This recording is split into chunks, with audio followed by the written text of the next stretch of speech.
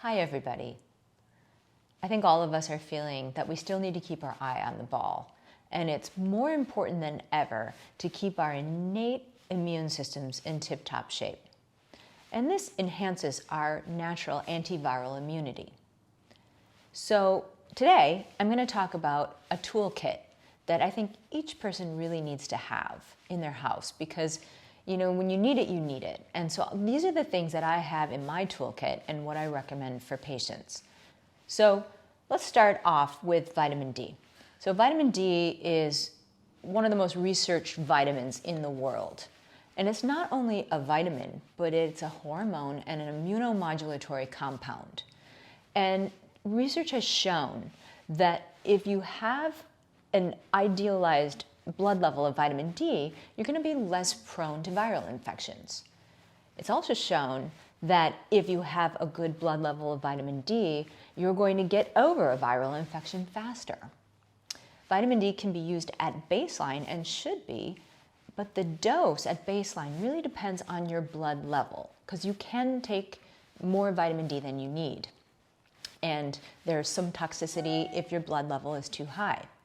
But anyway, so ideally, you will have your blood level checked and take a certain amount at baseline. Now, I often recommend people take somewhere between 2,000 and depending on blood levels, 10,000 IUs daily.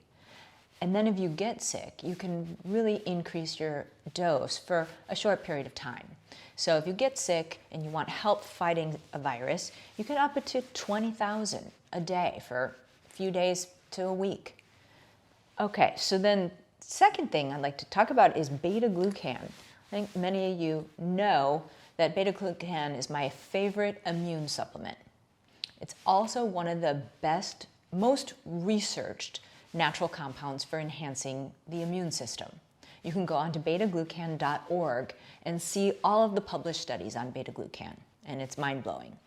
But anyway, it's very important that you take a beta-glucan that is cleaved to the appropriate size because that size of the beta-glucan molecule depends on how well determines how well it's going to interact with the cells of your immune system and initiate a state of antiviral immunity. So I've found one that I like, and I've actually had the company make it in a dose that's reasonable because you actually need pretty high doses. So for prevention, I suggest people take about 250 milligrams a day. And then if you get sick, you can increase the dose to 4 of these 4 times a day, even for a short period of time. The other thing that I find very helpful is Andrographis. So Andrographis is kind of like the echinacea of Asia. And when we first started dealing with what we're dealing with today, I had an instinct about Andrographis and started recommending it both for prevention and treatment. And now it turns out it's first-line therapy in certain Asian countries for viral infections. So I recommend 1-2 times a day for prevention, and then if you get sick, you can increase the dose to 2 every few hours for a few days, and that can really be helpful. The other thing that a lot of us have heard about recently is zinc.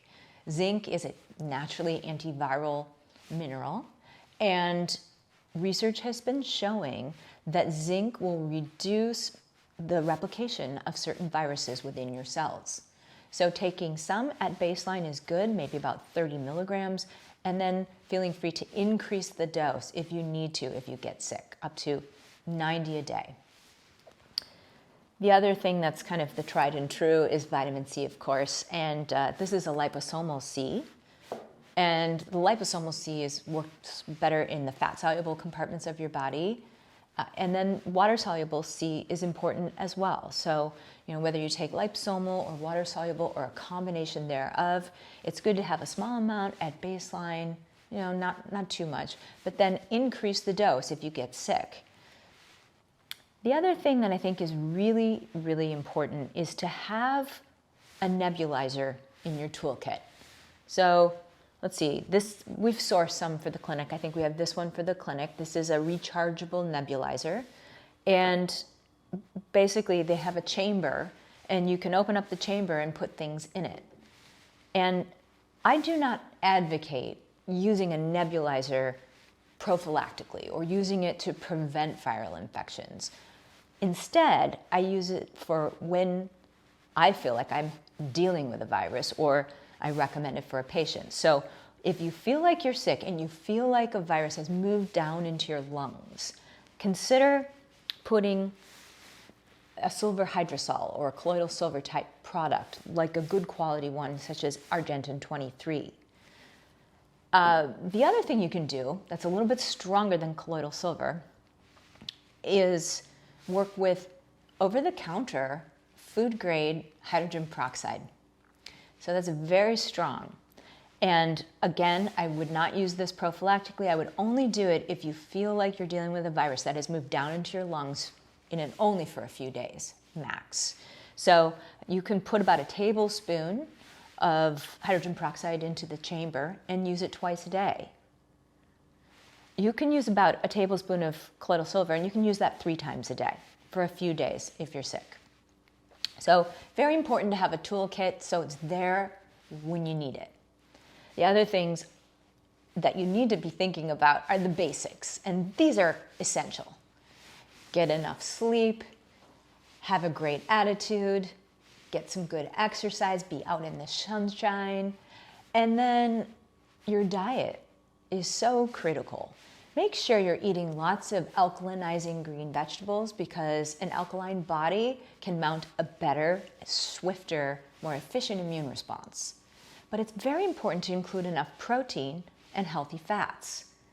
The leading cause of immune deficit around the world is protein malnutrition, because the little information molecules that govern our immune system are derived from proteins primarily. Also, there are information molecules that are derived from the breakdown of the fats in our cell membranes. So it's vital to eat a diet that is rich with healthy fats. So these would be omega-3 fats, omega-6 fats, and even a small amount of saturated fats. But avoid trans fats and fats that have been damaged by heating or exposure to the air. So if you pay attention to all of these things, I think you're going to do very, very well.